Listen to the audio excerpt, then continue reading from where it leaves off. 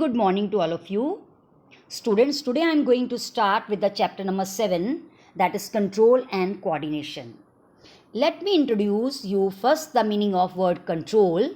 Children, control means if anything is having control over the part of your body, say for example brain. You might have several gadgets at your home, and all these gadgets are being operated by remote control. That means with the help of remote control, you can switch on, switch off, increase the volume, decrease the volume, you can change the channel. Various operation you can perform with the help of remote control. In the same way, your brain is also the remote control of your body. It can control various functions of the body. That is what is control. Now let me introduce you the word coordination. Children, various organs in our body are present, and these organs, they cannot work independently. To work in a coordinated way, they are arranged in organ system. So working together of all these system is called coordination. Now, let me tell you about the type of coordination. Coordination is mainly of two types. Number one, chemical coordination. Number two, nervous coordination.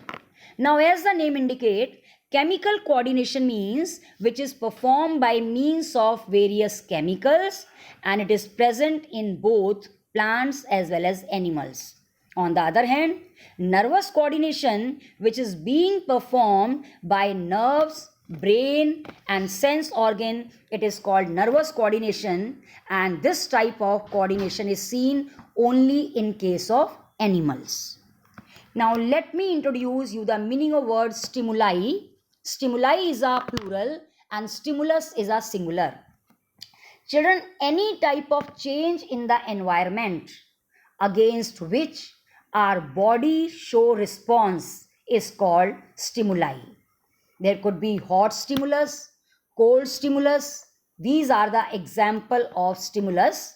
That means against which our body show response.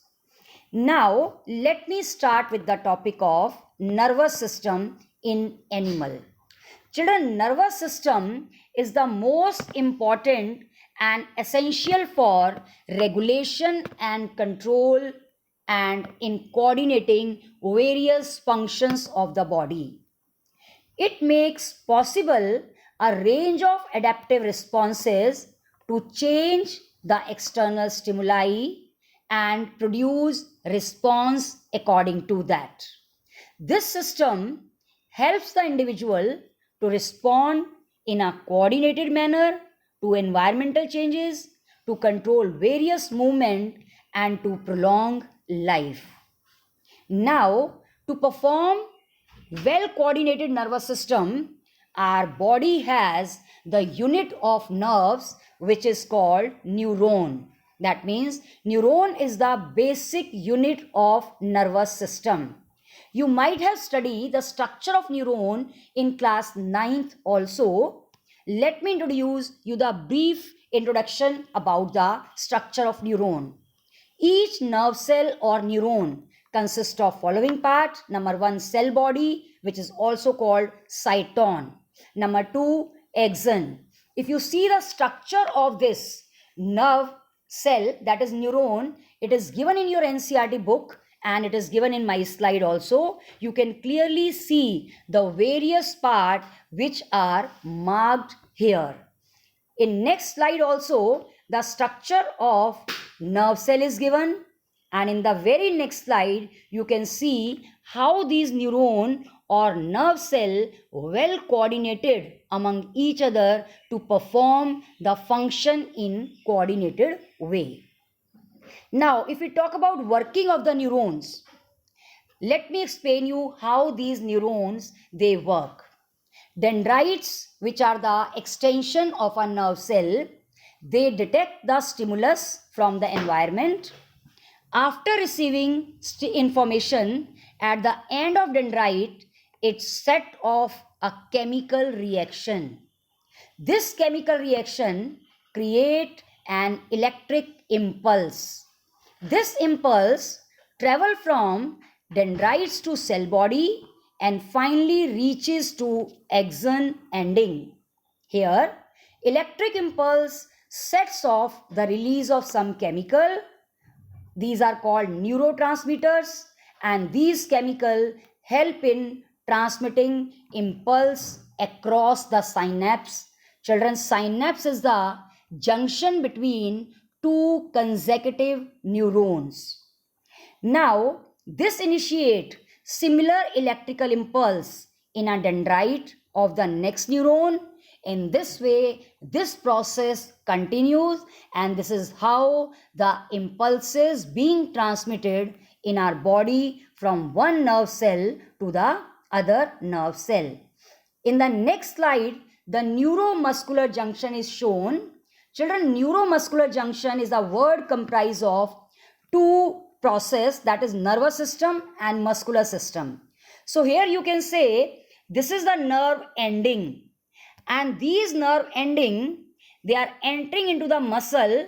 This cylindrical pink color muscle is shown. This is, you can study how the nerve endings, they are entering into the muscle. So wherever this association takes place between nerve ending and the muscle, it is called neuromuscular junction.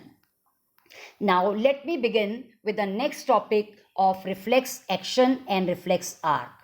Children, there are various process or action in our body which are not controlled by brain. I mean, thinking by brain is not required in such action. All such action collectively which are automatic, involuntary, they are called reflex action. They are the type of automatic response to a stimulus which are not under the conscious control of the brain. They occur at the level of spinal cord. Now, let me introduce you the definition of reflex arc.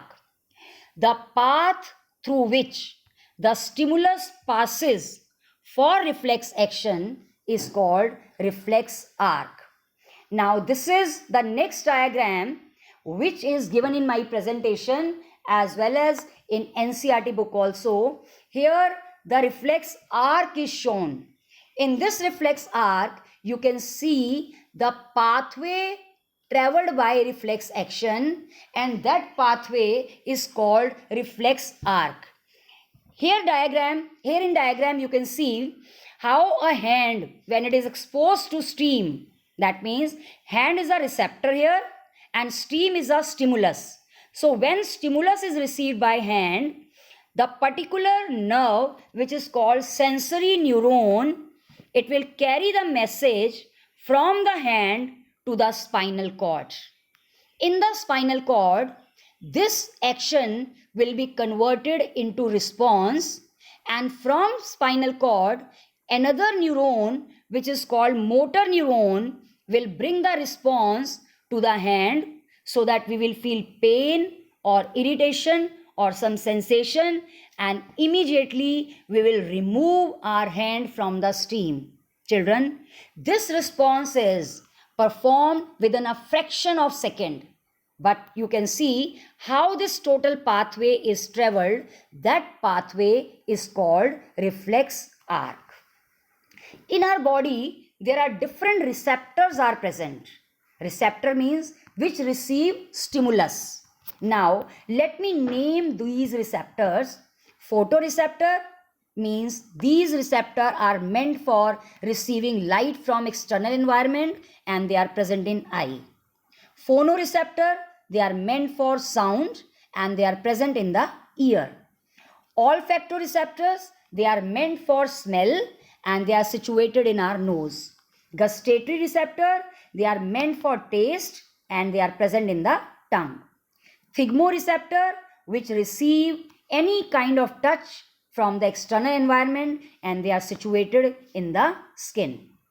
Now, I am going to give you few examples of reflex action. Withdrawing of hand away from flame.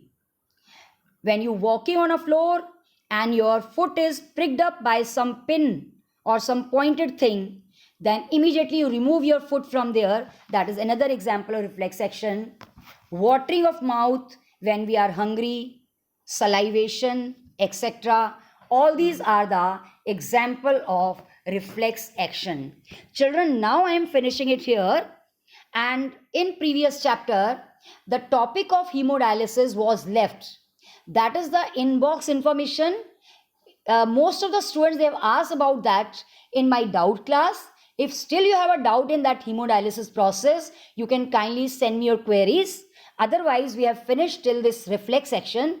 Thank you so much.